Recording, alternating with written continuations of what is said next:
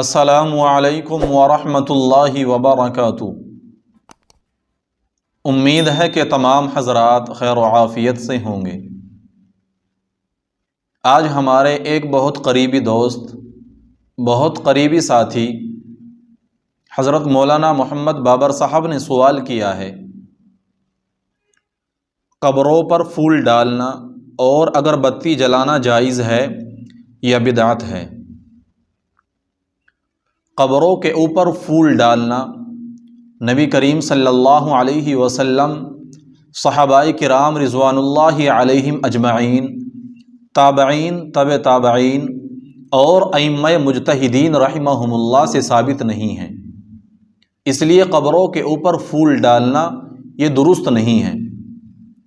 قبروں کے اوپر پھول ڈالنے کے بجائے یہ رقم صدقہ و خیرات کر کے اس کا ثواب میت کو بخش دیا جائے تو یہ زیادہ بہتر ہے، تاکہ میت کو بھی فائدہ حاصل ہو اور آپ کا پیسہ بھی ضائع نہ ہو، آپ کا پیسہ بھی بیکار نہ ہو۔